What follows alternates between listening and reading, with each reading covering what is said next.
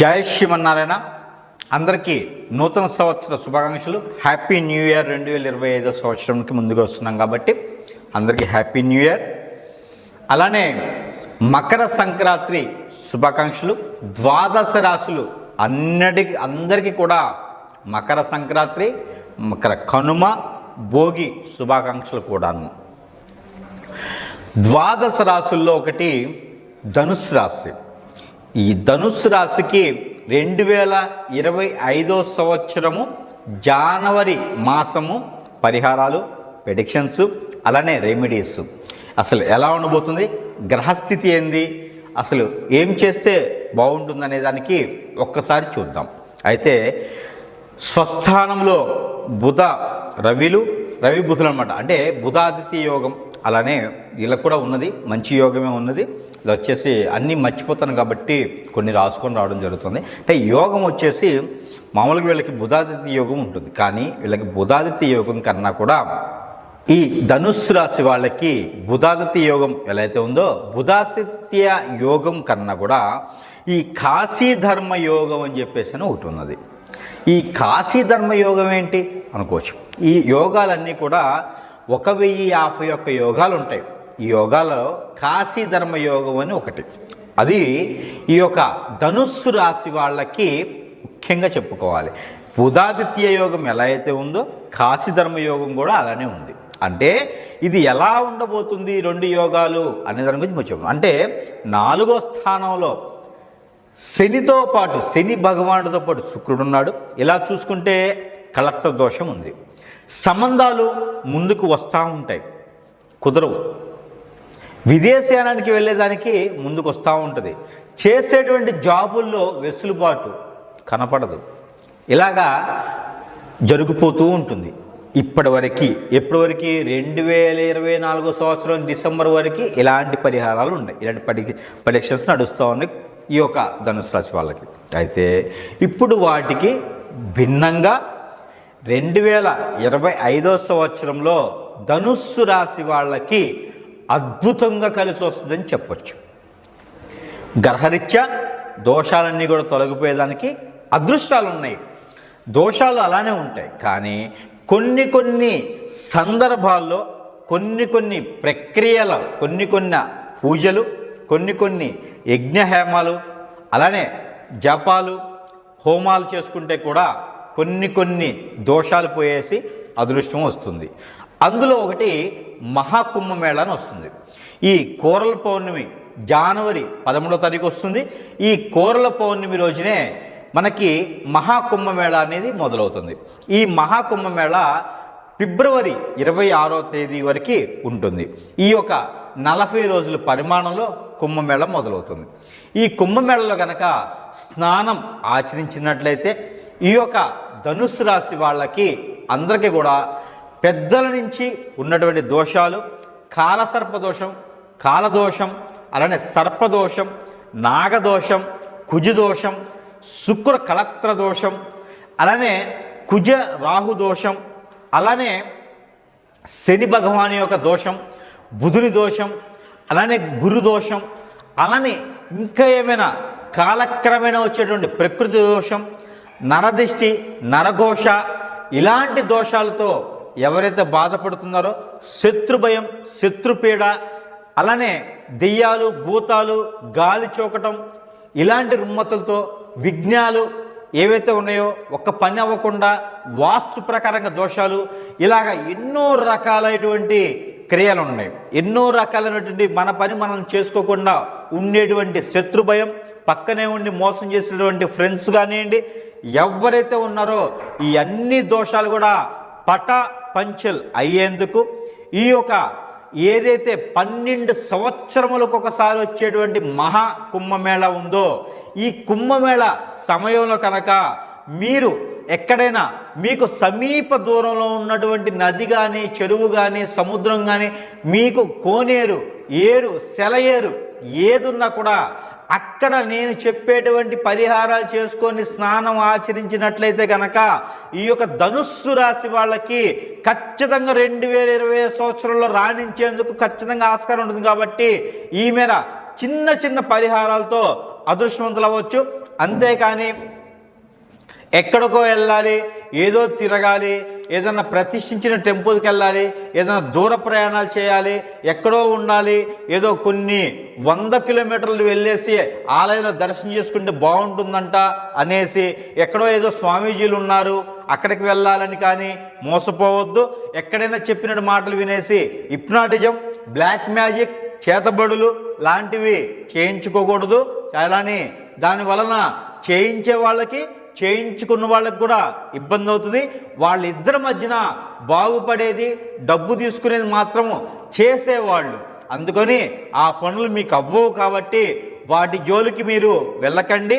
ఏదైనా సరే 2025వ సంవత్సరంలో ప్రతి రాశిలో కూడా ఉన్నటువంటిది ఒక చిన్న గొప్ప విషయం ఏంటంటే, ప్రతి ఒక్కరు కూడా మోసపోయే తత్వము, మోసం చేసే తత్వం ఉంది. కాబట్టి ఖచ్చితంగా అందరికీ కూడా ఇది చెప్పుతుంది. ఎందుకు అంటే మీరు కూడా మోసపోయే తత్వం ఉంది కాబట్టి ధనుస్సు రాశి వాళ్ళు ఎవరైతే ఉన్నారో ఎక్కడో జాబ్ ఇప్పిస్తామని కానీ, విదేశయానానికి వీసా పర్మిషన్ తీసుకుంటామని కానీ, ఇంటర్వ్యూలో పాస్ చేస్తామని, బ్యాక్ ఆఫీస్ ద్వారా జాబ్ వస్తుందని కానీ, అలానే పొలిటీషియన్స్లో ఏదన్నా క్యాడర్ పెంచేందుకు డబ్బులు కావాలి కానీ, కాంట్రాక్టర్ రావడానికి డబ్బులు తీసుకోవడం కానీ, ఏదైనా మీకు పని అవ్వడానికి డబ్బులు తీసుకోవడం కానీ, ఇలాంటివి ఏమైనా ఉంటే నమ్మొద్దు.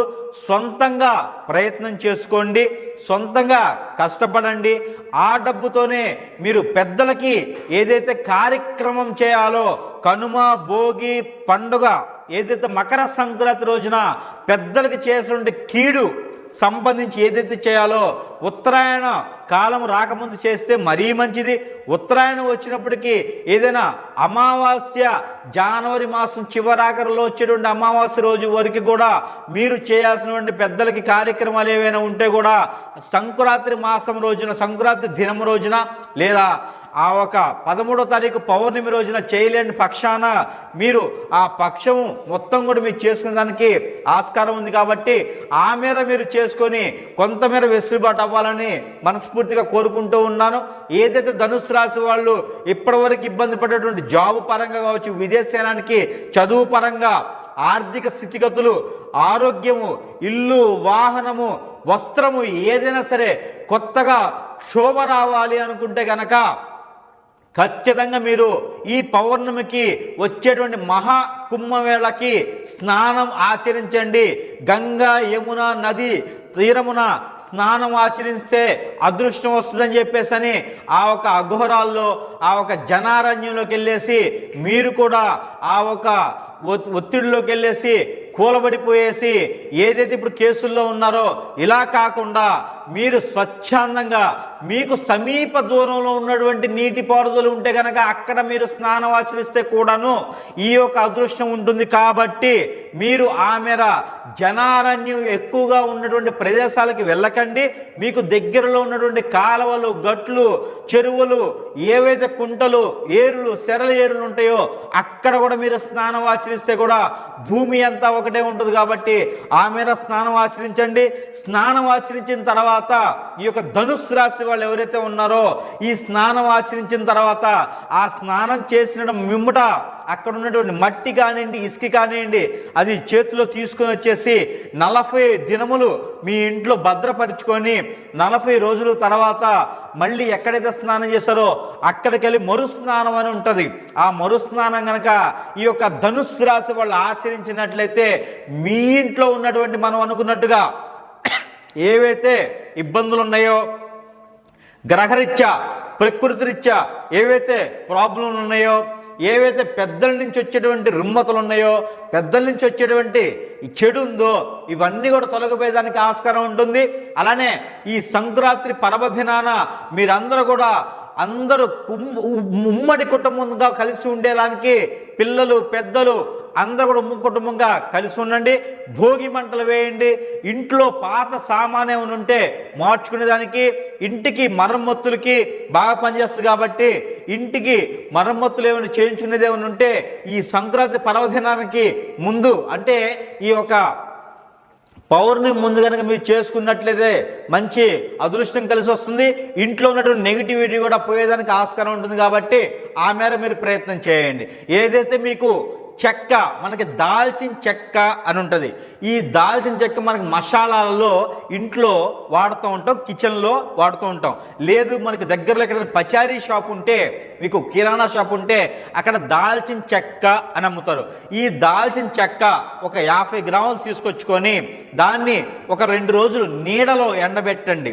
ఎండలో కాకుండా నీడగా ఉన్న ప్రదేశంలో ఆరపెట్టండి.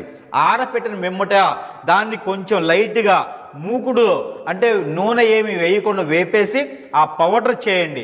ఆ పౌడర్ని మీరు ప్రతినిత్యము ఇంట్లో సాయం సంధ్యవేళ అంటే మళ్ళీ ఎప్పుడు అని అడుగుతారు. అందుకని సాయంత్రం 5:40 తర్వాత 7:20 లోపు గనక ప్రతినిత్యము గనక మీరు సాంబ్రాణి లేదా గుగ్గిలం వీటితో పాటు నేను చెప్పినటువంటి దాల్చిన చెక్క పౌడర్ని కనుక అందులో ఉంచినట్లు ఇంట్లో మొత్తం పౌడర్ ఆ ఒక పొగ వేసినట్లయితే కనుక మీ ఇంట్లో ఉన్నటువంటి దారిద్ర దేవత ఎవరైతే ఉన్నారో వీళ్ళు తొలగిపోయేసి ఆ స్థానంలో మీకు కుబేరునితో పాటు ఉన్నటువంటి లక్ష్మీ అమ్మవారు వచ్చేసి స్థానం ఆశీనులు అవుతారు. కాబట్టి తప్పకుండా మీరు ఈ యొక్క ప్రక్రియని, ఈ యొక్క క్రియని, ఈ యొక్క కార్యక్రమాన్ని కనుక మీరు చేసినట్లయితే ప్రతి ఒక్కరు కూడా డబ్బు ఉండేదానికి, ప్రతి ఒక్కరికి కూడా జరగాల్సినటువంటి కార్యక్రమాలన్నీ కూడా జరుగుతాయని చెప్పేసి తెలియజేస్తూ ఉన్నాను. ముఖ్యంగా ఈ దాల్చిన చెక్కతో పాటు మీరు గసగసాలను దొరుకుతాయి. ఈ గసగసాలు ఎక్కువ వేయకూడదు. 2 గసగసాలు 3 గసగసాలు కూడా ఆ ఒక ధూనిలో కనుక వేసినట్లయితే, ఆ పొగని ఇంటిల్లపాది వేసినట్లయితే కనుక మంచి ఇంట్లో ఉన్నటువంటి నెగిటివిటీ అంతా పోయేసి లక్ష్మీ అమ్మవారు వచ్చేదానికి ఆస్కారం ఉంది. కాబట్టి ఈ యొక్క చిన్నపాటి పరిహారం చేయండి. అలానే నదీ స్నానం ఆచరించినప్పుడైతే ఆ మట్టి తీసుకొచ్చి 40 రోజుల తర్వాత అందులో కలిపేదానికి ఆ ఒక కార్యక్రమం చేయండి. మీ అందరూ కూడా అదృష్టవంతయ్యేదానికి ధనుసు రాశి వాళ్ళు ఈ యొక్క జనవరి మాసం ఒకటే కాదు, జనవరి మాసంలో చేసేటువంటి దానాలు కానివ్వండి, యజ్ఞ యాగాలు కానివ్వండి, ఏ పాటి చిన్నపాటి కార్యక్రమం దేవునికి సంబంధించి చేస్తే కూడా ఆ ఒక పుణ్యఫలం అనేది సంవత్సరం మొత్తం ఉంటుంది. కాబట్టి ఆ మేర చిన్న చిన్న పరిహారాలు చేసుకుంటే సరిపోతుంది. అలానే ఈ ధనుసు రాశి వాళ్ళకి అదృష్టము గ్రహాల రీత్యా అన్ని కూడా శుభదృష్టితో ఉండేందుకు మీరు చేసేటువంటి చిన్న పని కూడా త్వరగా అయ్యేటందుకు మనం గ్రహరీత్యా ఉండేటువంటి దోషాలన్నీ తొలగిపోయేందుకు నెంబర్స్ కూడా ఇవ్వడం జరుగుతుంది. కాబట్టి అలానే ఈ జనవరి మాసంలో ధనుసు రాశి వాళ్ళకి అన్ని రాశులతో పాటు నెంబర్ కూడా ఇస్తాను. ఆ నెంబర్ని ప్రతిరోజు కూడా పట్టించుకుని అందరూ కూడా అదృష్టవంతుల వాళ్ళని కోరుకుంటూ మీకు నేను ఇచ్చేటువంటి నెంబరు, ఈ ధనుసు రాశి వాళ్ళు పఠించాల్సినటువంటి నెంబర్ ఏంటంటే 3746858112 3746858112 ఈ నెంబర్ని కనుక మీరు ప్రతి నిత్యం కూడా 119 సార్లు అంటే 119 టైమ్స్ కనుక మీరు చదివినట్లయితే ఆ చంద్ర భగవాను నుంచి, అలానే శుక్ర భగవాను నుంచి, అలానే మీకు రవి భగవాను నుంచి ఉన్నటువంటి దోషాలు ఏవైతే ఉన్నాయో ఈ దోషాలన్నీ కూడా మీకు పటాపంచలేదానికి ఆస్కారం ఉంటుంది. మీరు ఏ రంగంలోనే రాణించాలనుకుంటే ఈ జనవరి మాసం 2020 సంవత్సరంలో మొదలు పెట్టండి. ఖచ్చితంగా వ్యాపారం కానివ్వండి, జాబ్ కానివ్వండి, వీరి ఇంకా మీకు గవర్నమెంట్ జాబ్స్ కానివ్వండి, ప్రతి ఒక్క రంగంలో మీరు రాణించడానికి ఆస్కారం ఉంది. కాబట్టి ఎదుటి వాళ్ళ మీద ఎవరైతే ఉంటారో వాళ్ళ మీద ఆధారపడకుండా స్వశక్తిగా మీ కాళ్ళ మీద మీరు నిలబడండి. ఇందులో మీకు అదృష్టం ఉంది. కాబట్టి ప్రతి ఒక్కరూ రాష్ట్రాన్ని పరిపాలించేటువంటి క్యాడర్లో ఉండేదానికి ఆస్కారం ఉంది. ఆ మేర మీరు ప్రయత్నం చేసి ఈ ధనుసు రాశి వాళ్ళు ఎవరైతే ఉన్నారో ప్రతి ఒక్కళ్ళు చిన్న చిన్న పరిహారాలు చేసిన అదృష్టవంతులు అవ్వాలని కోరుకుంటా ఉన్నాను మనస్ఫూర్తిగా. జై శ్రీ